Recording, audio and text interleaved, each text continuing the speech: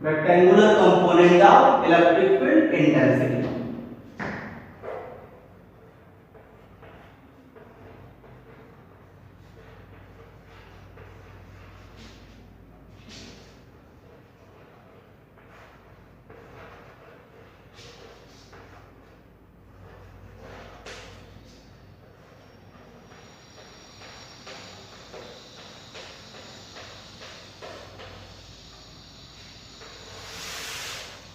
ठीक है, तो आप कोऑर्डिनेट सिस्टम में लेते हैं हम इसको जैसे लेना है।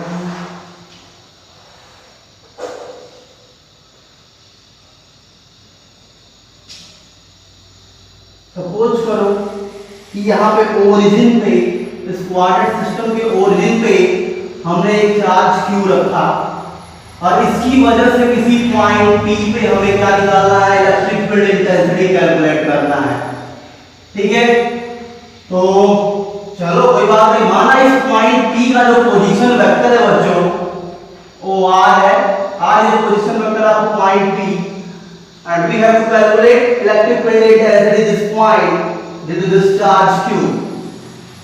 This is the x-axis, y and z axis. So component of electric field intensity is here. This is in the y direction, E electric field intensity, x direction electric field intensity, and this one is in z direction. Okay, electric field intensity in the direction of z. So we put here a unit positive charge +1 because it is easy to calculate if we put here a +1 charge. Okay, a unit positive charge. Now force experienced by this unit charge is equals to the electric field intensity due to this on this. How?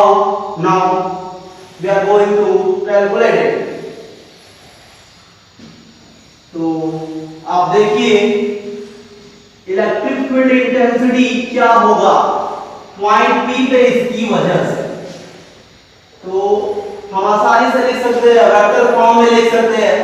अगर vector form में ही हमें calculate ही करना है तो k अभी अभी आपने निकाला था पिछले टॉपिक में, k e वेक्टर की value k q and this charge is here +1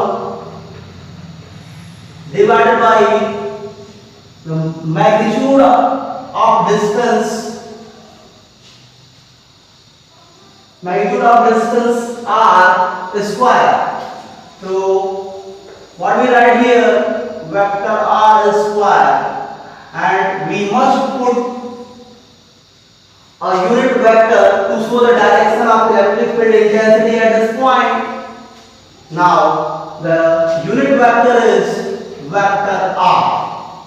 So this simply written as, this can be written as E K Q upon mod r square into r cap.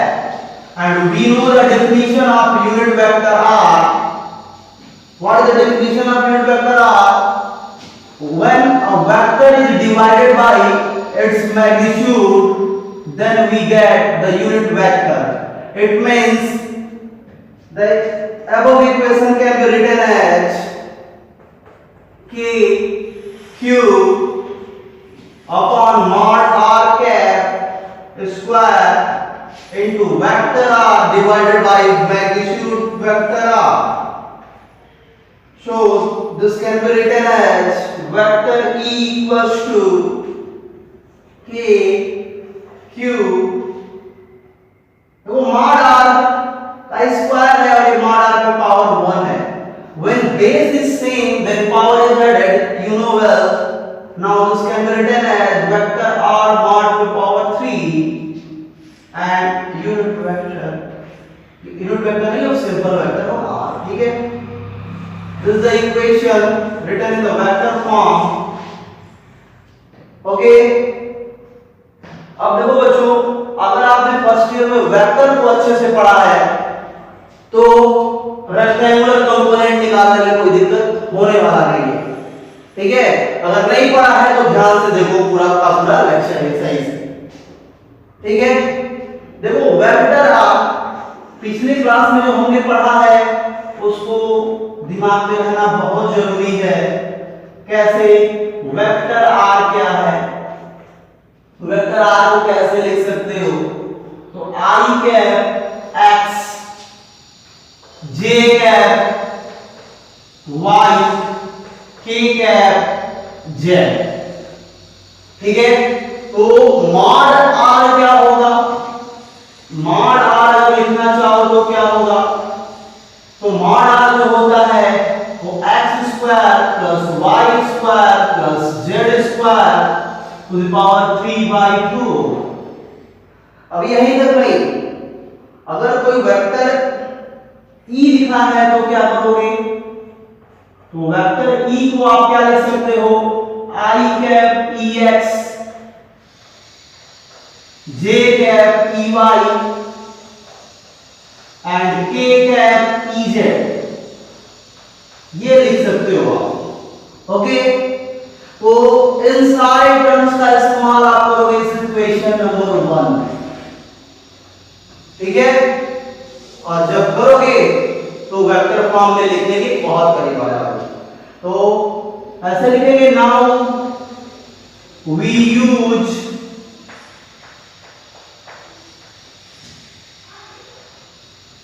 these terms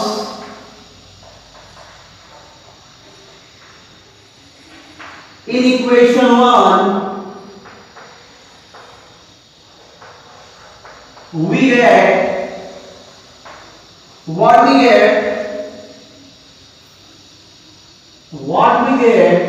we put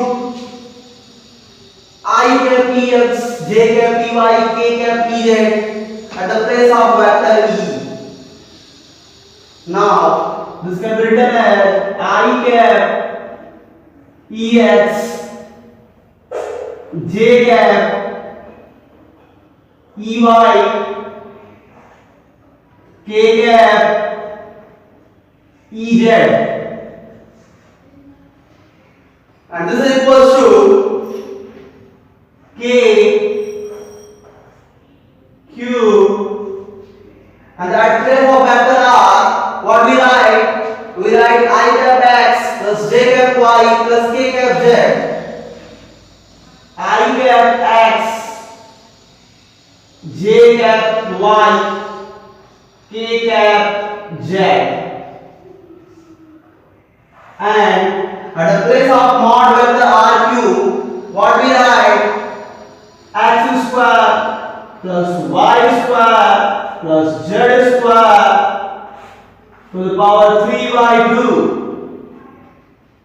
Now we compare easily the LHS and RHS and write the component of the electric field intensity. Okay. Now on comparing the both sides, we get what we get.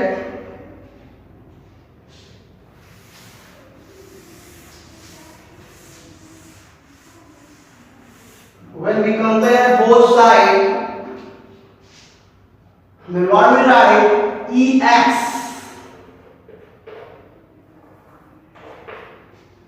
Here Ex is a product of I, and also the product of I is KQX divided by this term x square plus y square plus z square power 3/2.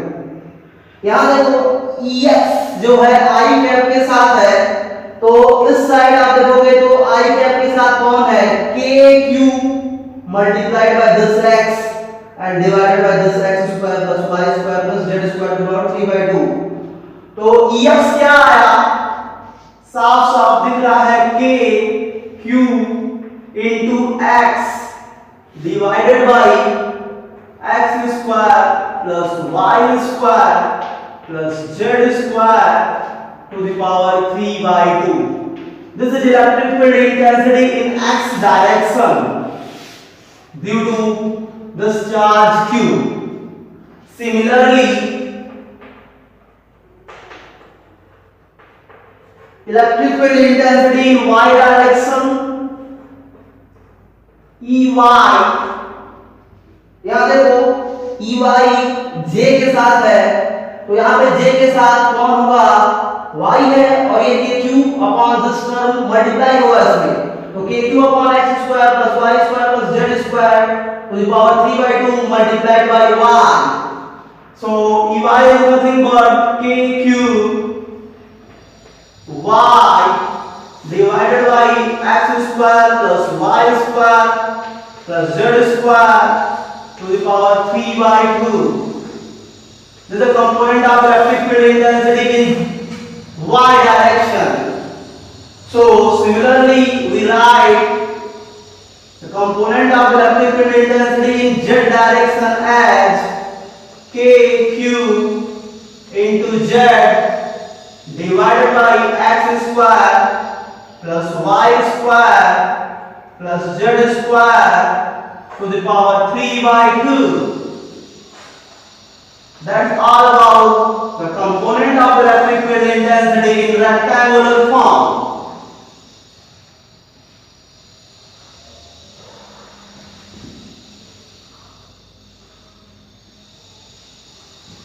Now we are going to talk about the electric field lines. अब electric field lines की बात करेंगे बच्चों. Electric field lines क्या होता है इसकी चर्चा करनी है हमें, ठीक है. तो चलो भाई इलेक्ट्रिक फील्ड लाइंस को कैलकुलेट करना, इलेक्ट्रिक फील्ड लाइंस के बारे में पढ़ना शुरू करते हैं हम. इसका स्क्रीनशॉट ले लो आप, ये आपके बहुत काम आएगा. जल्दी से क्वेश्चन को आसानी से लगाने में बहुत मदद करेगा ये, ठीक है. तो इलेक्ट्रिक फील्ड लाइंस क्या होते हैं और इस पे चर्चा करते हैं.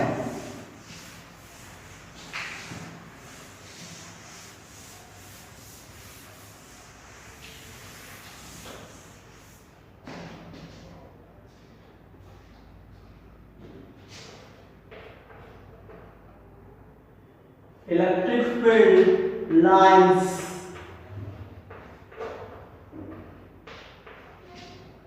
सबसे पहले इसकी जानकारी देने का काम जो किया था वो फैराडे ने किया था. माइकल फैराडे ने इसके बारे में सबसे पहले जानकारी दी, ठीक है.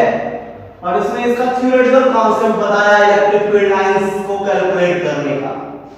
तो फैराडे ने बताया इसके बारे में, चर्चा की इसके बारे में, ठीक है. तो और फैराडे ने इसका एक नाम दिया. फैराडे ने इसको बोला कि ये लाइंस ऑफ फोर्स भी कहे जाते हैं. Electric field lines of force भी कह सकते हो आप.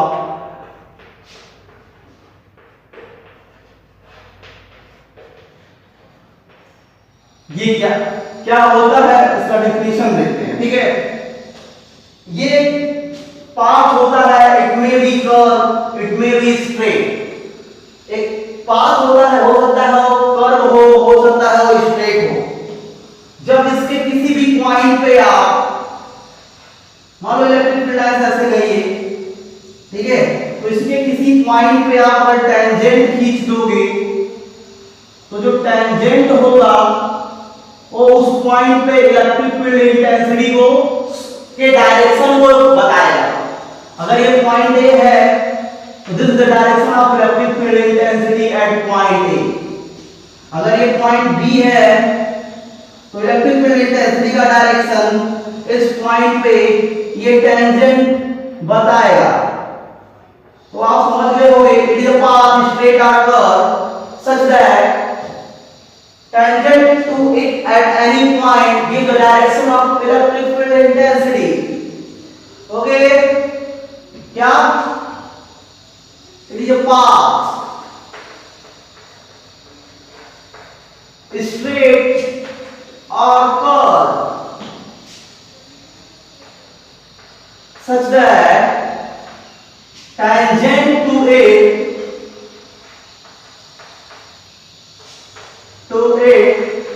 at any point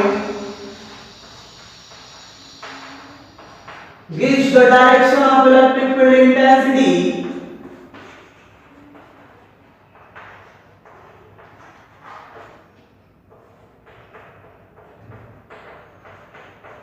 at that point.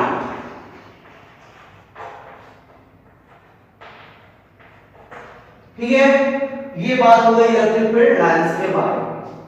ठीक है, अब कुछ छोटी छोटी चीजें चर्चा करेंगे हम लोग।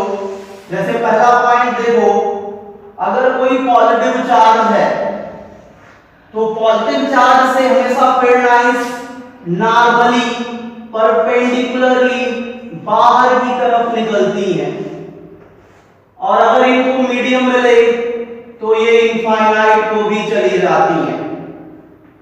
तो ये आपको जानना जरूरी है, पॉजिटिव चार्ज से इलेक्ट्रिक फील्ड लाइंस निकलेगी, और अगर मीडियम मिलेगा तो ये इनफाइनाइट हो जा सकता है।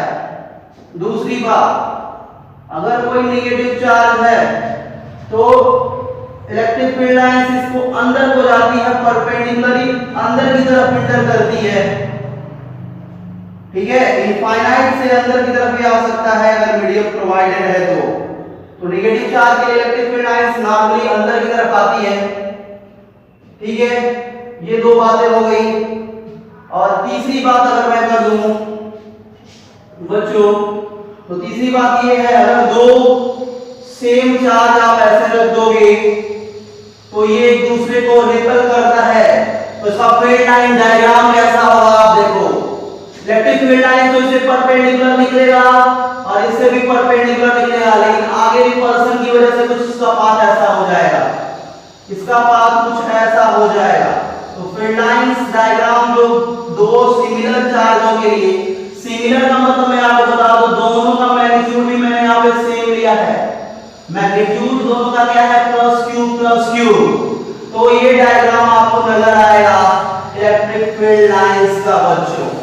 ठीक है, this is the diagram of electric field lines for two charges having same magnitude separated by some small distance. Okay, and you know from the first point, electric field lines comes out normally from a positive charge, then you must show the direction of the electric field lines comes out. Okay, this is the direction.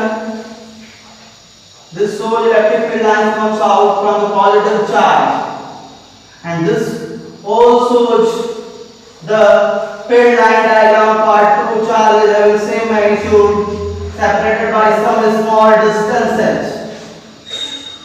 Okay, now most important point here is that at the line joining of these two, a point other. At the line joining of these two, a point other where electric field intensity is 0, and that point is called neutral point.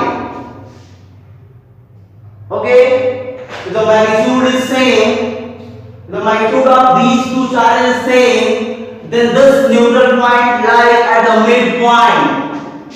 This neutral point lies at the midpoint of the line joining of these two. इन दोनों के बिल्कुल बीच में ये neutral point लाई करेगा अगर इनको एक straight line से ज्वाइन करा दो तो, अगर इन दोनों का मैग्नीट्यूड सेम है। इसी तरह से ये नेगेटिव चार्ज के लिए भी इसका डायग्राम बन जाएगा। बिल्कुल सिमिलर नेचर के चार्ज एक दूसरे को रिपेल करते हैं, मैंने आपको पहले ही बताया था। पूरी जानकारी अगर लेनी है आपको तो फिर से मैं वही कहूंगा कि आप पीछे के लेक्चर्स को अच्छे से देखो। ठीक है, तो पूरा कॉन्सेप्ट आपका क्लियर होता चलेगा। ठीक है, तो ये आपके इलेक्ट्रिक फील्ड लाइंस की मैंने बात कर दी। ठीक है, ये भी रिपल्सिव है, और कभी भी अगर दोनों का मैग्नीट्यूड बिल्कुल सेम है बच्चों, minus Q, then we must say that the neutral point lies at the midpoint of the line joining of the two charges. Okay, तो दिमाग में क्वेश्चन आ रहा होगा अगर दोनों का मैग्नीट्यूड सेम ना हो तो क्या होगा? तो दोनों का अगर मैग्नीट्यूड सेम नहीं होगा तो ये न्यूट्रल पॉइंट उधर शिफ्ट करेगा जिसका मैग्नीट्यूड कम होगा। आप खुद सोचो अगर इसका मैग्नीट्यूड ज्यादा हो जाए, इसका कम हो जाए तो ये तगड़े होंगे तो इसको इधर शिफ्ट करेंगे, इधर दबाएंगे, कमजोर वाले की तरफ उसको कब्जा करने की कोशिश करेंगे, जैसा कि अभी चीन करने का प्रयास कर रहा है, आप देख रहे होंगे। ठीक है, तो अगर ये कमजोर पड़ेगा तो neutral point shift toward the smaller magnitude charge. Okay, तो ये भी क्वेश्चन का आंसर आपको मिल गया। ठीक है, अब हम कुछ बात करेंगे कि अगर कोई सीट दे दी जाए, चार्ज सीट हो ऐसे। नेक्स्ट पॉइंट की अगर बात करो, अगर मेरे पास ऐसे चार्ज सीट है बच्चों, चार्ज सीट का मतलब समझ रहे हो पूरा टोटली चार्ज है, तो इसके लिए इलेक्ट्रिक फील्ड लाइंस का डायग्राम कैसा होगा? आप देखो इसके लिए इलेक्ट्रिक फील्ड लाइंस का डायग्राम कैसा होगा? मान लो कि ये ऐसे निकलने का प्रयास करे तो ऊपर वाला भी इसको रिपेल करेगा। मान लो ये वाले फील्ड लाइंस को ऐसे जाने का प्रयास करे तो ऊपर भी जो है ये इसको रिपेल करेगा, जब रिपेल करेगा तो सीधा हो जा। तो इलेक्ट्रिक फील्ड लाइंस जो डायग्राम बनेगा बिल्कुल इस तरह से बनेगा बच्चों। किसी चार्ज सीट के लिए इलेक्ट्रिक फील्ड लाइंस का डायग्राम आपको नजर आएगा बिल्कुल इस तरह से। ओके, बिल्कुल इस तरह से ये डायग्राम निकल कर आएगा। तो ये भी एक इंपॉर्टेंट टास्क है, ये दिमाग में आपके बिल्कुल होना चाहिए। ठीक है, ये सब एक नंबर में आने की उम्मीदें रहती, क्योंकि पॉजिटिव चार्ज है इसलिए मैंने बाहर की तरफ डायरेक्शन शो कर डाला। अगर नेगेटिव होता तो आपको मालूम कि डायरेक्शन जो होगा अंदर की तरफ होगा, है ना? तो this is electric field lines diagram और field lines of force diagram for a charge thin straight sheet. अभी तो ये बात थी कि दोनों सेम नेचर मैंने शो कर डाला, थिन सीट के लिए मैंने शो कर डाला। अगर दोनों का नेचर अपोजिट हो तो फील्ड लाइन डायग्राम कैसा बनेगा, जो कि कई बार बोर्ड्स में आपके पूछा भी गया है। तो चलो उसकी भी चर्चाएं हम लोग कर लेते हैं। अगर दोनों का नेचर अपोजिट है तो कैसा डायग्राम बन के आएगा? ठीक है, तो आओ देखते हैं। मान लो ये माइनस क्यू चार्ज, ये प्लस क्यू चार्ज, ये बहुत इंपॉर्टेंट डायग्राम है, कई बार पूछा भी गया। तो क्या होगा?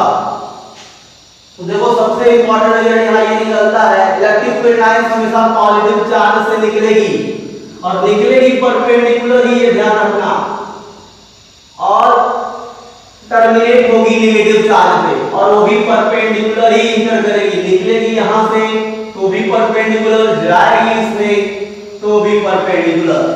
तो इससे एक चीज और निकल के आया, इलेक्ट्रिक फील्ड लाइंस हमेशा पॉजिटिव चार्ज से शुरू होती है और नेगेटिव चार्ज पे एंड होती है। तो फील्ड लाइंस ऑफ डायग्राम होगा, आपको क्लियर बिल्कुल हो गया होगा। जो फील्ड लाइंस ऑफ डायग्राम बनने वाला है कुछ इस तरह से बनने वाला है बच्चों।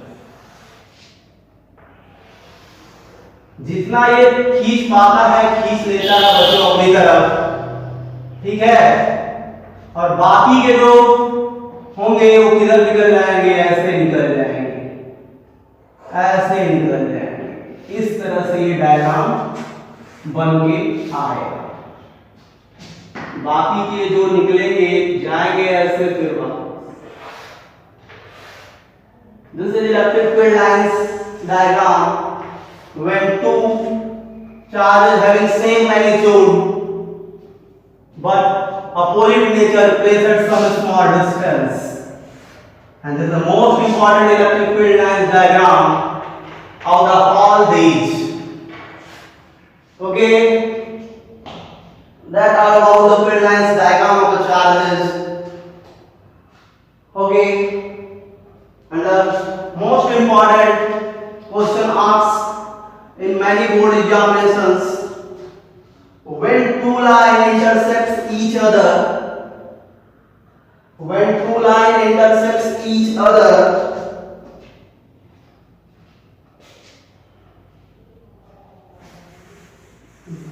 then what will be happen?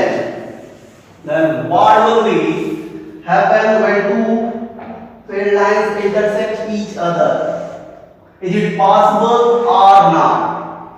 Is it possible or not? तो मैं आपको बता दूं ये संभव नहीं है। रिगार्डिंग डेफिनेशन क्या है? हर एक पॉइंट पे अगर टेंजेंट खींचते हो आप तो टेंजेंट इलेक्ट्रिक फील्ड लाइंस के डायरेक्शन के बारे में बताता है।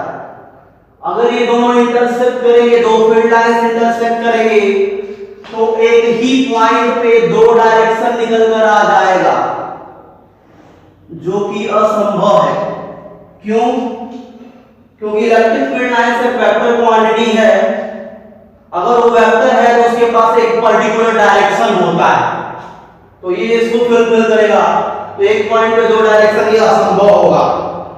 ओके, दूसरी बात, क्या electric field lines close loop form कर सकता है? Is it possible to form a close loop by electric field lines?